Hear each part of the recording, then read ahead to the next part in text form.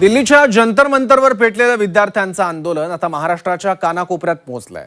रस्ते बदलले, शहर बदलली, पण मुद्दा एकच, विद्यार्थ्यांना न्याय मिळालाच पाहिजे। काँग्रेसनं राज्यभर आंदोलन छेडलं तर भाजपनंही त्याला प्रत्युत्तर दिलंय। दिल्लीपासून महाराष्ट्रापर्यंत आंदोलनाचं राजकारण कसं रंगलं पाहूयात।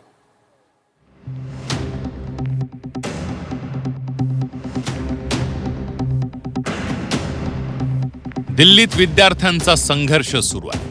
नीट पेपर फुटी प्रकरणावरून संताप वाढतोय आणि त्याचे पडसाद आता महाराष्ट्रभर उमटू लागले।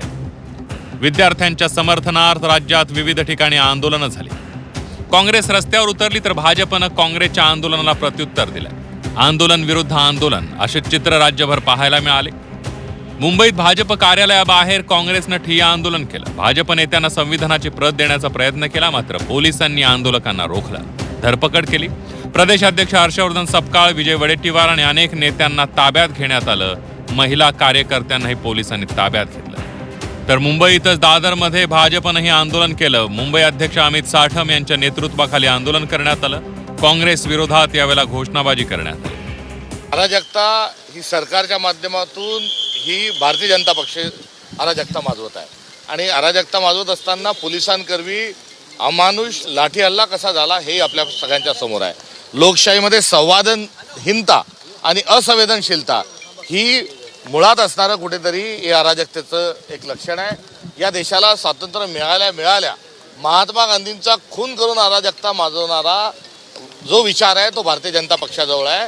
उलटा चोर कोतवाल को डाटे, चोर सोडून संन्याशाला फाशी, असं सध्याचं भारतीय जनता पक्षाचं वर्तन आहे। तुम्हाला सरकारची मस्ती आली, या सरकारची गरमी एवढी वाढली, अरे कोणी चर्चा करायला तयार नाही आणि तरुणांची डोके फोडायला लागली। तुम्ही तरुणांना, तरुणींना बेदम मारहाण करताय आणि आंदोलन चिरडताय।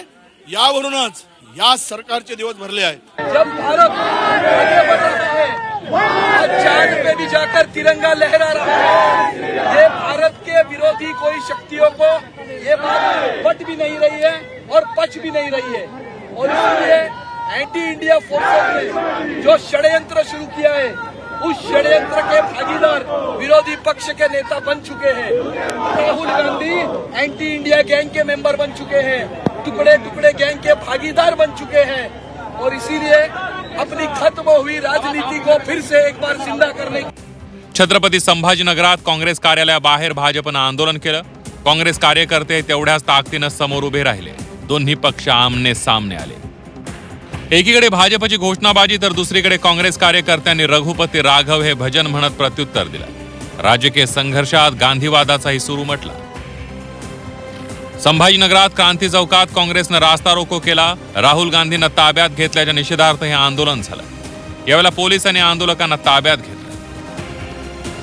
जालन्यात काँग्रेस खासदार कल्याण काळे यांच्या कार्यालयाबाहेर भाजपनं आंदोलन केलं। दोन्ही पक्षाचे कार्यकर्ते समोरासमोर आले। घोषणाबाजी झाली, तणावही निर्माण झाला। भाजपचं आंदोलन संपल्यानंतर काँग्रेस कार्यकर्त्यांनी कार्यालयावर गोमूत्र शिंपडलं। जागा अपवित्र झाल्याचा दावा करत ही कृती करण्यात आली। पुण्यात काँग्रेसनं विद्यार्थ्यांच्या आंदोलनाला पाठिंबा दिला। काळे झेंडे दाखवत सरकारचा निषेध करण्यात आला। कोल्हापुरातही काँग्रेस आक्रमक झाली। लोकभवन परिसरामध्ये मोर्चा काढण्यात आला। मोदी सरकारवर दडपशाहीचा आरोप झाला। पोलिसांनी आंदोलकांची धरपकड केली। दिल्लीत पेटलेली ठिणगी महाराष्ट्रभर पसरली। प्रत्येक शहरात घोषणा वेगळ्या होत्या, पक्ष वेगळे होते, पण केंद्रस्थानी विद्यार्थ्यांचा प्रश्न होता। राजकीय पक्ष एकमेकांसमोर उभे टाकले, आरोप झाले, प्रत्यारोप झाले, आंदोलनं झाली, प्रत्युत्तराची आंदोलनही झाली। पण या सगळ्या राजकीय गदारोळात ज्यांच्या भविष्याचा प्रश्न आहे त्या विद्यार्थ्यांना न्याय कधी मिळणार, याच उत्तराची देशभरातील लाखो विद्यार्थी आजही वाट पाहत आहेत। ब्युरो रिपोर्ट, झी 24 तास।